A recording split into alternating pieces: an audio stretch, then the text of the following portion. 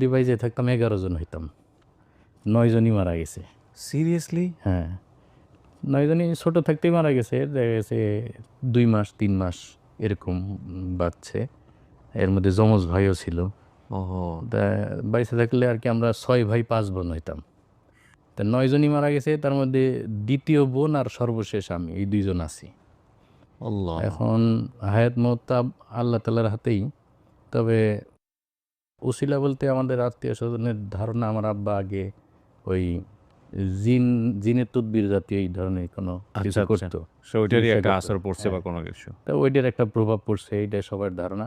যার কারণে আমি হওয়ার পরে আর কি আত্মীয় স্বজনরা সবাই মিলে আব্বারে প্রেশার দেয় যে এইসব বাদ দাও। এইগুলোর কারণে পরিবারের সমস্যা দিয়ে পরে আর কি আব্বা ওইগুলা ছেড়ে দিছিল। আচ্ছা, তারপর আমার ছোটোবেলায়ও কিছু সমস্যা হইতো, ছোটো বাচ্চাদের কিছু, এগুলো কি আপনার মনে আছে ছোটবেলায় কি সমস্যা হতো? মানে অতটা মনে নাই, তবে এতটুকু মনে আছে খুব ভয় পাইতাম। আচ্ছা মনে হইতো যে বিশাল বড় গরু আমাকে দাবড় দিছে, আচ্ছা, এইসব বিষয়ে খুব ভয় পেতাম। তা এখন তো রুকিয়া হ্যাঁ জিনিসটা ইদানিং শুনতেছি, ওই সময় তো ওই তদবিরের প্রচলন বেশি হ্যাঁ ছিল। হ্যাঁ, তো আব্বা তো জুট মিল মসজিদের মসজিদ ছিল, সুগার মিল মসজিদের ইমাম সাহেব, জুট মিলের পাশেই সুগার মিল জি, রাজশাহীতে, ওই ইমাম সাহেব আবার এই তদবির দিতেন। তো উনি আর কি আমার কিছু তদবির দিছিলেন, বলছিলেন যে 10 বছর বয়স পর্যন্ত এই আমলের গণ্ডির মধ্যে থাকতে হবে।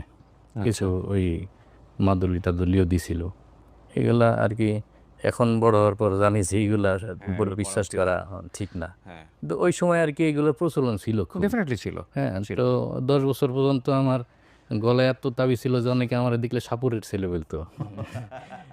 মনে করতো যে আমার আব্বা সাপুরে টাপুরে হবে, মানে এত বড় একটা তাবিজ ছিল মাঝখানে, আরও এইগুলো মনে আছে।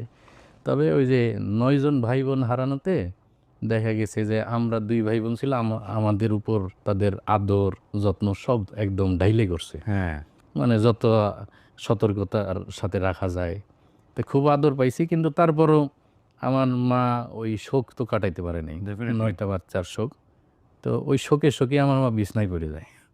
এবং ওই বিছনায় পড়াতেই আমার মা 12 বছর বিছনায় পড়া ছিল, তারপরে মারা গেছে। তখন বয়স কত যখন মা আমার? 16 সালে মারা গেছে আমার মা। 2016 সালে।